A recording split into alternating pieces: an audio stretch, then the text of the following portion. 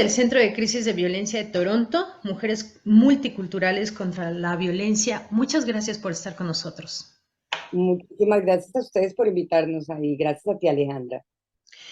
Platícame, de acuerdo con tu experiencia dentro del Centro de Crisis de Violencia de Toronto, ¿qué tipo de violencia es la que viven más las mujeres en Canadá? Buah, esa es una pregunta bastante compleja porque ojalá pudiéramos decir hay una específica, ¿cierto? Desafortunadamente hay muchas violencias que todavía la gente no piensa que son formas de violencia, ¿cierto? Hablamos, por ejemplo, de la violencia.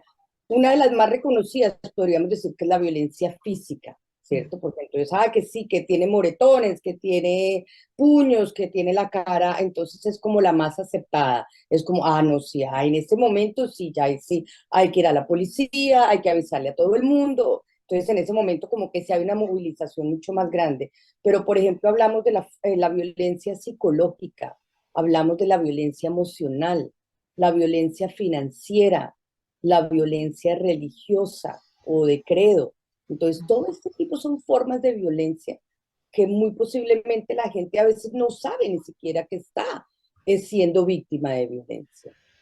Y justamente esto me da paso a mi siguiente pregunta. ¿Cómo identificamos que estamos siendo víctimas de algún tipo de violencia? Porque, como bien decías, la violencia física es visible, pero los otros tipos de violencia, ¿cómo podemos identificarlos como mujeres y también hacerlos notar ante las autoridades? Ya, perfecto.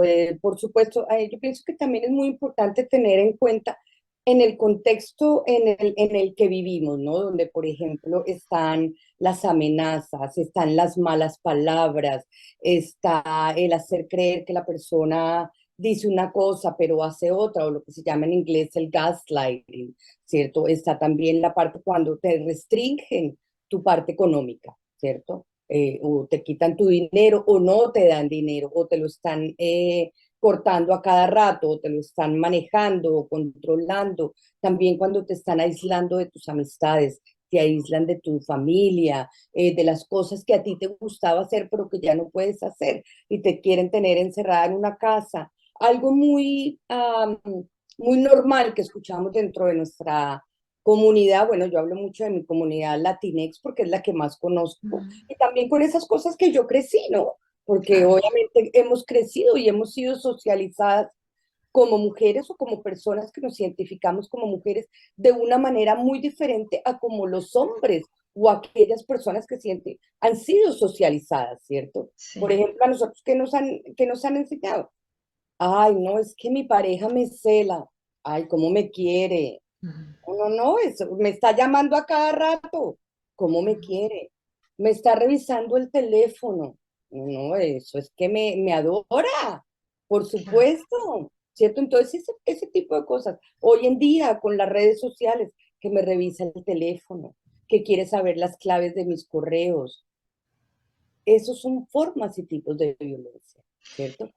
Y Y a veces entonces decimos, empezamos a normalizar estos comportamientos pensando que es amor y no un tipo de violencia. exacto. Y eso en términos de nuestras parejas, y qué pasa también en nuestras casas.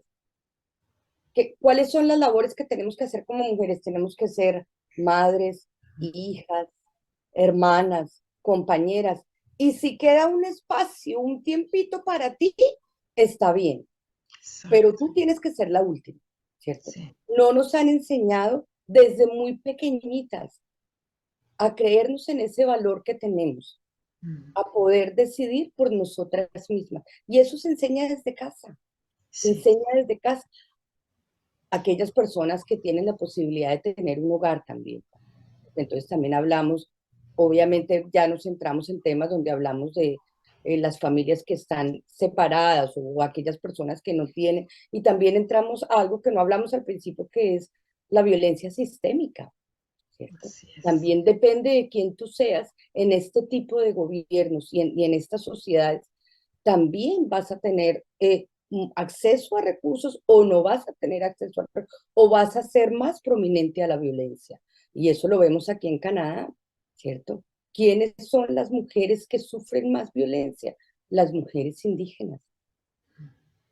Entonces también, y parte de nuestra labor, de nuestro trabajo también es educarnos de qué es lo que sucede, de qué es lo que está pasando, porque la educación también nos permite y darnos cuenta que es un flagelo, es una epidemia la violencia contra la mujer, ¿cierto?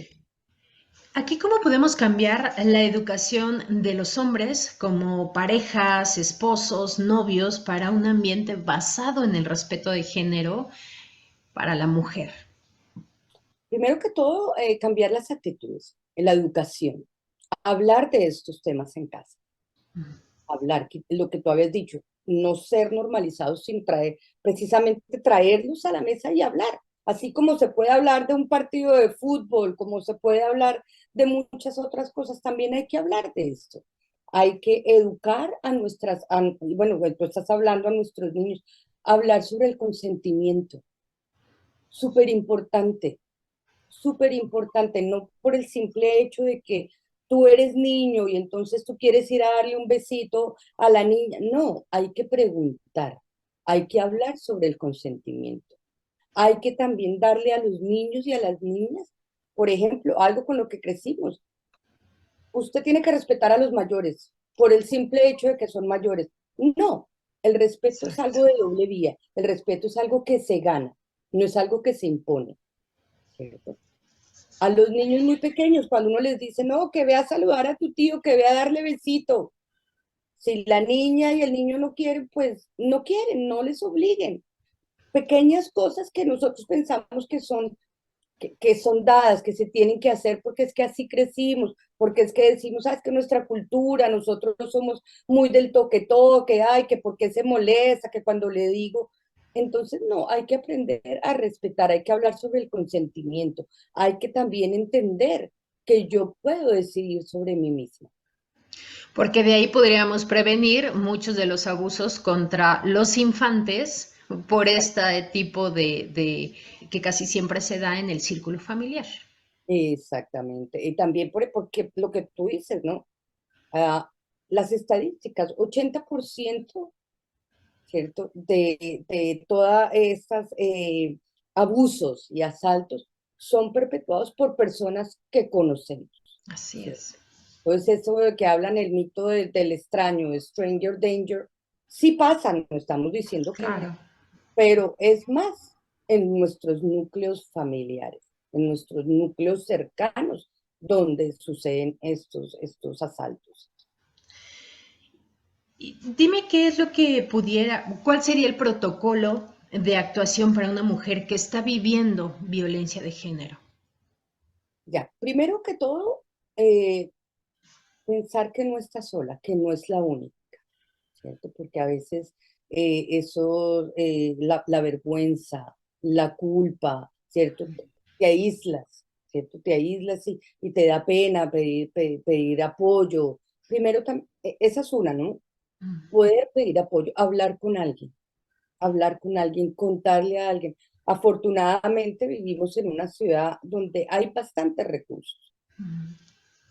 Yo insistiría que deberían haber mucho más, ¿cierto? Pero hay recursos. Entonces, poder decirle a alguien, poderte acercar a alguna organización, ¿cierto? Que tú puedas decir, estoy sufriendo, soy víctima de violencia, violencia intrafamiliar, ¿se me entiendes? De cualquier forma de violencia, que puedas hablar con alguien, ¿cierto? También sí se puede empezar a elaborar un plan.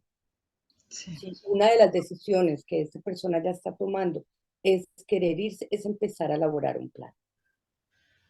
También tener en cuenta si hay hijos, ¿cierto? Lo que se llama un plan de escape. Sí. Empezar a tener tus cosas listas, empezar a tener una maleta donde tú tengas tus cosas principales, tener ciertos números de personas que a ti te puedan apoyar. En este caso, ustedes como centro de crisis, ¿cuál es el apoyo que le dan a estas mujeres que se acercan en cualquier tipo de, que están viviendo cualquier tipo de violencia? Ya, por supuesto, nosotros somos un centro, no somos un shelter, que hay que tener la diferencia, ¿no? Nosotros somos un centro donde apoyamos a las sobrevivientes con consejería, con grupos de apoyo, definitivamente hacemos referral, ¿cierto? Si la persona necesita ayuda legal, la referimos a las diferentes organizaciones que son las expertas en estas materias, ¿cierto? Si necesita ayuda médica, también la podemos referir a las diferentes organizaciones que apoyan a las mujeres. Hacemos acompañamientos también, acompañamientos a la corte, que quiere decir cuando ya la persona ha empezado en un proceso legal, nosotros la acompañamos y es un acompañamiento emocional, ¿cierto? Porque sabemos todo lo que puede generar para una persona el estar frente a un juez, el estar en una corte, el ver a su perpetuador de nuevo, ¿cierto? Entonces, ofrecemos apoyo legal. Todos nuestros servicios son gratis y los damos tanto en español como en inglés. Importante porque mucha comunidad que está migrando a Canadá y que está viviendo algún tipo de violencia no se puede comunicar, no sabe cómo denunciar, ni siquiera puede tener acceso a una llamada telefónica con la policía. Esto es Exacto. importante que ustedes puedan tener esta diversidad de lenguaje para apoyar a esta comunidad latina que está asentándose aquí en Canadá. Exactamente. Y bueno, creo que también algo que tú hablabas, ¿no? Eh, eh, am, También hay mucha población que vienen a este país, ¿no es cierto? Que están emigrando a este país. Y también aquellas personas que sufren por ese tipo de violencia por sus compañeros, ¿cierto? Que les traen aquí con falsas expectativas de que vamos a hacer un proceso de inmigración y después resulta que no, lo que traen es aquí también y para tener a las personas ahí, nunca empezar un proceso de inmigración y también saber que si tú has venido aquí por un patrocinio y eres víctima de violencia, también tienes derechos. Que no tengas miedo, si eres una persona con un estatus precario, también tienes derecho en este país.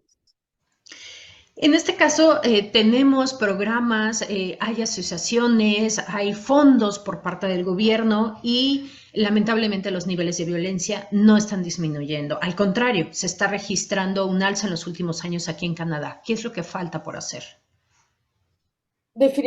Poner más servicios, apoyar más a las organizaciones, ¿cierto?